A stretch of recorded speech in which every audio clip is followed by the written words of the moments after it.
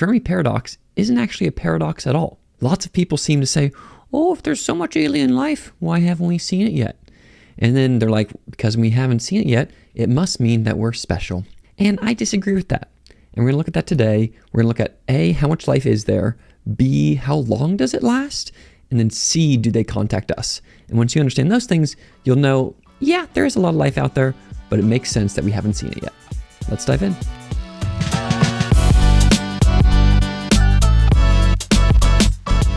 Hey guys, what's up? It is Reese. If you're new here, welcome to the channel. This channel is all about learning and curiosity. And for me, I used to be a tech ethics teacher at MIT, and now I'm just kind of an information sponge who wants to understand how the world works. And so to do that, over the past decade, I've read hundreds of books and I've put them into this note card system where I have 20,000 note cards. It's kind of like Duolingo, but where I've learned and become fluent in the language of reality. And so I'm doing that with this series called How Everything Evolved, where we look at how everything came to be from the Big Bang through AI. So today we're looking at alien life and we're trying to understand how much of it is there and why hasn't it contacted us? And so we're going to look at three things today. We're going to look at how much life there is, we're going to look at how long it lasts, and we're going to look at, do they contact us? And so let's start with this first one, which is how much life is there? And so to look at that, I want to actually pull up my handy dandy little iPad here and do the classic thing where we say, okay, there's been about 100 billion stars. There's 100 billion stars in our galaxy. And astrobiologists think that there's roughly 10% of those which might have habitable Earth-like planets where life could form. And so even if only 10% of those 10% actually have life, we have something like a billion planets with life on them. We're not talking intelligent life yet, but this is just simple, stupid life. And of those 100 billion, well, life was actually really easy to create. Like on something like Earth, it happened very quickly after Earth formed.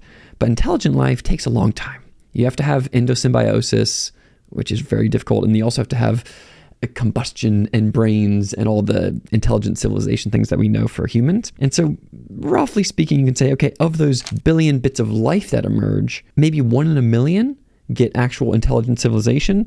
And so I like to think of it as like 1,000 bits of intelligent civilization, what we normally think of as aliens. And so we have 1,000 intelligent civilizations in our galaxy. That's kind of cool. I like to imagine each of them as a little candle.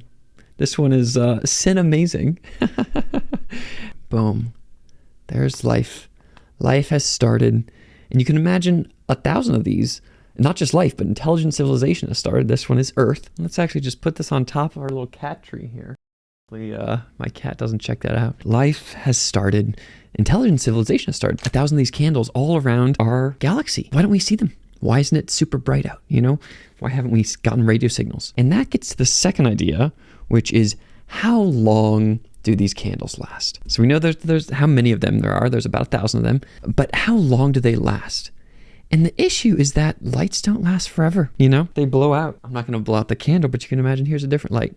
This light, boop, it goes out. And so part of this is saying that yes, life is, so if we look at this is, one is how many, and then number two is how long do they last? And yes, so what we showed initially is that space is big. This is saying essentially that our Milky Way galaxy is so big. And so what that means is that there's lots of life, 100 billion stars, so we get a billion things of life. And we even get some civilizations. That's kind of cool. But the other thing that we could say is actually time is also big, or rather time is long. And if time is long, then that means that the civilizations might not overlap with each other. And so we can look at this by saying, okay, when we think about how long the universe has existed for, technically it's gone from 14 billion years through now. And I like to think of beginning, there wasn't much, stars took a bit to form, and then you had to get heavier elements. And so there was cosmic noon around 10 billion years ago. And so you can kind of, when you think about where are most of the planets, where are most of the stars formed, a lot of them are in this period. And then also there's a lot at this, this is the red dwarf theory, where there's a lot of these small M dwarfs, these little red dwarfs that go until the end of time, and are around for a really, really long time. But those are kind of hard to have life on. And then cosmic noon, it's also kind of hard to have life at the very beginning because there are a lot of O and B class stars that are just kind of, Betelgeuse or Cirrus just kind of ripping it, just being way too hot. And so the way I like to think about this is, let's say that there's the simplified form is that from 5 billion years before us through 5 billion years in the future, that we have about 1,000 civilizations. 1,000 civilizations over the course of 10 billion years, that's roughly one civilization every 10 million years. You can imagine that as like a pseudo birth rate for civilizations, where every little bit of time, boop, boop, boop, boop, boop, a civilization gets formed. And then the question is, how long do they last? And this is actually within the famous Drake equation, which says how likely is life in the universe. There's two parts to it. One part is the left side of the equation, which says how much is there. It's really the birth rate, but also the number.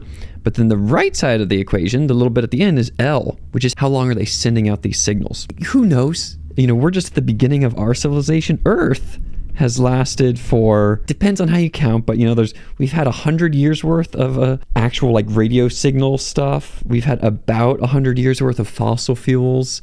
You could call it 1,000 years where we've been a real kind of civilization. You could go to 10,000 or 100,000 if you really want.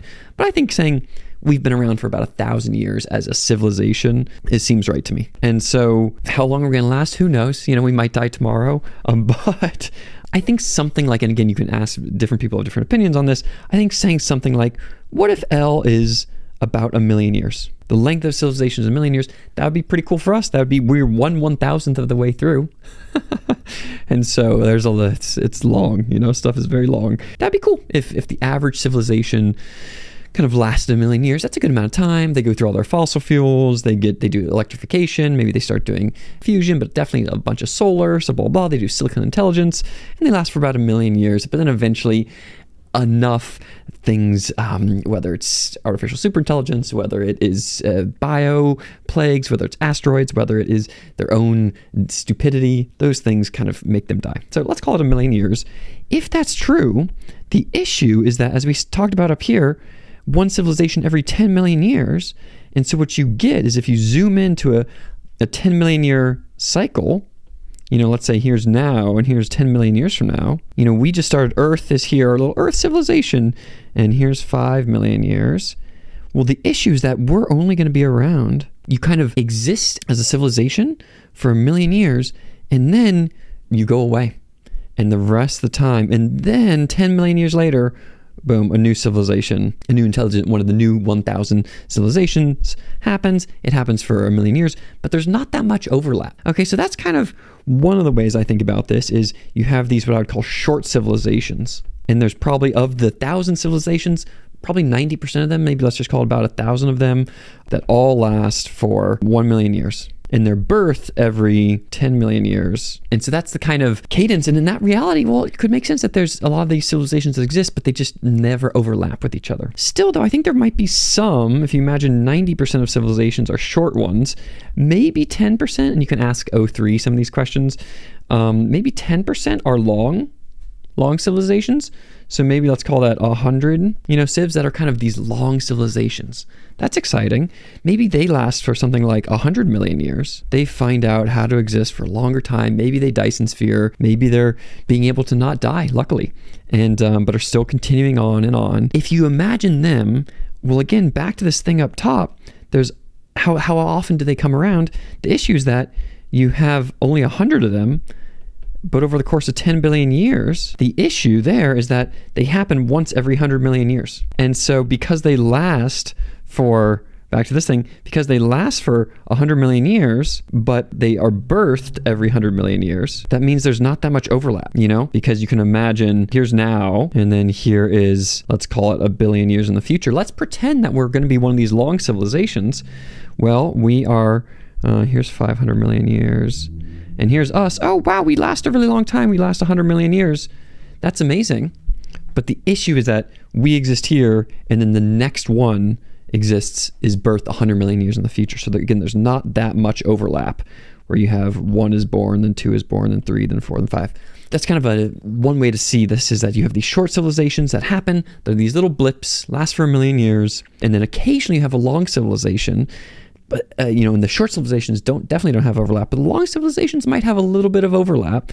But again, not inherently. They kind of are birthed every 100 million years, a new one is birthed as the other one is dying. Okay, so that is kind of how I think about how long these things last for. And that's the real issue with why we don't see things around us, is because they're too far away, not necessarily in terms of space, but in terms of time. So now we can talk about the third question here. Okay, we have how long, but let's say that we actually see some of these amazing little civilizations, and the question is, or let's say we're around during the time of one of these long civilizations. The question is, do they contact us? How would we even know? So yeah, let's say we're one of these short civilizations. We're going to last 1 million years. That's not bad. But we're around during one of the long civilizations, because there's likely one around while we're around. That one's lasting 100 million years. Can we hear it? One of the questions is, would they actually even project themselves out into the world? / would they leave things that would let us see them? But let's say they are doing that. So what would that look like? So to start, I actually want to talk about how hard it is for a short civilization to just see another short civilization. And so this gets to this idea down here, which is this beautiful map of the Milky Way galaxy. And I'm not sure if you've seen this, but here's this beautiful image, the extent of human radio broadcasts. Here's the Milky Way. And then of the entire Milky Way, we're here, or this tiny little dot.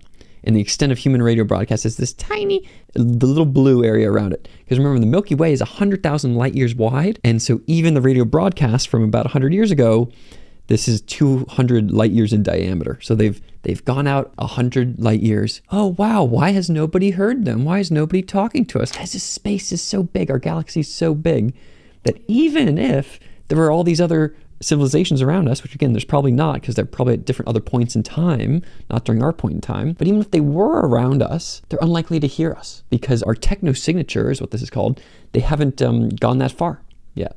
So the real issue is that even if we have our little radio signature here, you're like, oh, well, but it doesn't matter, because if there was a thing, let's say there was another civilization over here, well, over time, over the course of the 100,000 years or whatever, we would hear it, right? We would hear its radio broadcast would get all the way to us. That's not true. It's way too hard the radio broadcasts, imagine it like dropping a pebble in an ocean or in a huge lake. And we're a little pebble over here, and you're on the side and you drop a tiny little pebble. And then, yes, some waves go, not high enough. It turns to noise, to background noise pretty quickly. And so you can imagine being a pebble. We're a pebble on the other side of the lake, all the way on the other side of the lake. And yeah, there might be a different pebble on a different side of the lake doing doink and doing a little bit of a thing. But on the other side, we're looking around. We're like, oh, we got our little SETI. We're like, search for extraterrestrial intelligence. We're like, oh, do we hear anything? No, it's on the other side of the lake. Okay.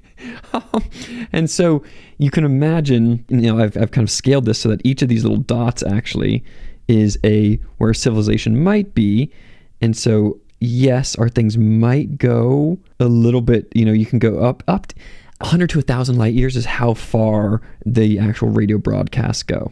And so, yes, it might be the case that our little pebble gets dropped, and maybe we're lucky enough that there's one that's pretty close to us at our point in space and our point in time, and yes, they might hear us. Or we might hear them. Possible, but unlikely. Because again, remember that what this actually feels like is, boom, we get created here, a pebble gets dropped in the ocean, we get dropped, we do a little bit of a wave around us, and then we go away. A second later, we go away. And then 10 seconds later, you're waiting, you're waiting, you're waiting, you're waiting, you're waiting. And then, boom, on the other side, another civilization happens, exists, 1 million years, and then goes away. So that's what this really feels like, is that it is both difficult is that our natural radio waves, if you think, how would a short civilization be able to hang out with another short civilization? Or do we hear our people around us easily? No, we don't. It's not easy to hear. And so there's a different way to do this though, which is so this got people thinking, okay, well, if you really want to blast out yourself, you could do that. The way that you would do that, you could take kind of like what we're doing with radio waves, but you could do that much stronger, and you could pump it out into the world kind of like a sound system and say, hey, what's up? We're here, everybody. The issue with that, it would cost roughly 1 exawatt of energy or 100 petawatts of energy, which is the same amount of energy that's Kardashev 1. That's the amount of energy that's coming from the sun to Earth. So if we took all the energy from the sun that comes to Earth and then we somehow repackaged it and then pointed it out into the world and said, we are here, we could do that. It just would cost so much energy. And so what people actually think people would do is what's called a lighthouse. And so these lighthouses are a little thing like this, where, because remember, the Milky Way is a plane. And so instead of doing it all 360 degrees of, like a sphere, you just do a little disc. And so you do boop, boop, boop, boop, boop. You send out a pulse, but you send out that pulse. You send out those radio waves out on a plane. And so maybe it's possible to see one of these, a lighthouse from a long civilization, and what that would look like is there's some civilization here. It could be long, it could be short, and it's blasting something that doesn't, a big old pebble, a thing that doesn't go away, and we would actually be able to hear it. And so that's what we're checking for now. There's this new thing called let me bring this up. There's a new thing called this, it's called the Square Kilometer Array. It's very cool. It is going to be the biggest telescope in the world. It is, it's obviously a combination of telescopes. It's a bunch of small telescopes that act over a whole square kilometer, so really, really big, and they get to act like a really big telescope. And once we create this, then this will give us the capabilities to actually test and see, hey, are we being contacted by one of these lighthouses out there in the world? And when we do that, it's still kind of unlikely for us to see it, because the lighthouse only passes over us, for 2 minutes once every 10 days roughly is what we'd expect. And the array has to be pointing, it can only point to 1% of the sky at any given time. And so it still is going to take some time for us to learn it, but it might be the case that we can actually be contacted by one of these lighthouses that exist out there. And so the cool part about this is that we'll learn about this soon. This is in the 2020s, we're going to finish this. And so by 2030-ish, we'll know, hey, is anybody else out there? Or at least is anybody else being a lighthouse out there? Okay, so that is issue with contacting, is that it's just hard, When you go back to the Drake equation, part of this numbers things over here says, yeah, this is great. Actually, space is big. We get 1,000 civilizations. That's awesome. But the issue is that they don't last long, is that time is long. And so they probably don't last that long. And even if they do last a long time, contact is hard. So this is kind of my solve to when I think about the Fermi Paradox, it's like, yes, there is actually lots of life out there. Most of it's simple, 1 billion planets with simple life. There are 1,000 probably intelligent civilizations in our galaxy, but they happen over the course of so much time, and over that long period of time, it's also so hard to listen to them or to hear them contact us. That's why it makes sense. There's so many of them, but why we feel so alone. Okay, and so the beautiful part about this is we're going to find out if we've created our little candle here in the world, probably 1,000 other candles in our Milky Way over 10 billion years, 5 billion years before us, 5 billion years after. And we're going to learn soon by pointing our telescopes up into the sky, whether we're a candle with other candles, or whether we just will exist for our, hopefully, 1 million years and then go away. So thank you for watching and listening. If you're curious to hear more about how everything evolved, definitely subscribe and check out our other videos for more. Thanks, and thank you to the supporters of Root for supporting this educational content. Bye.